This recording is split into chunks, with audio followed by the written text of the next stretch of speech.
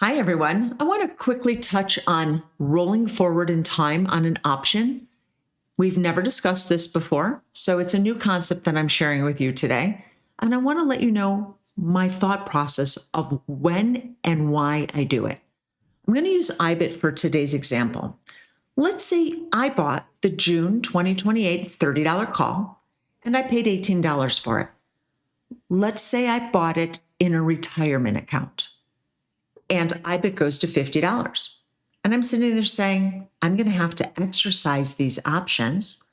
For each one that I bought at $30, I'm going to need $3,000.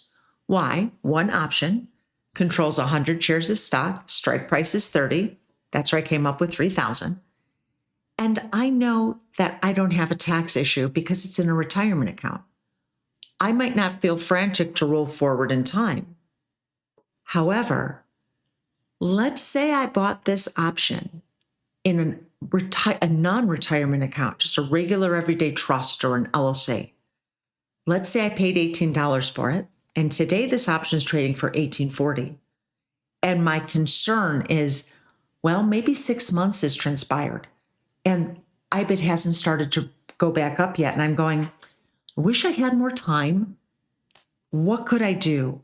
This is when I would look at rolling forward in time and seeing if it's cost effective. Why? Because I don't have a tax burden in doing so right now. If I sell my June 2028 $30 call and I paid 18, it's trading for, let's say, $18.50, I owe very little taxes. This is when I need to look at rolling. Because let's say this option was trading for 30, it's no longer cost effective to do it because I'm going to owe taxes on that $12 difference. So I want to roll when it makes sense financially and it doesn't give me a tax burden. So I might today say, I'm going to buy a calendar. It's called buying a calendar. When you sell an option in one time period and you roll it forward to a different time period, same strike price, that is a calendar. So I sold the June 2028 $30 call, and I'm looking to buy the December 2028 $30 call, and it shows my debit is $1.33. Few things to touch on. Number one, I want to know how much I'm paying for that. What's the percent as a percent of the actual asset?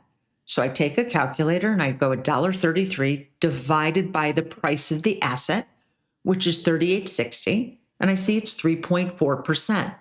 I'm comfortable with that roll for 6 months for an extra 3.5%, 3.4%. What do I not want to do? I don't want to pay $3. If I pay $3 to roll this, that means I'm paying 7.7%.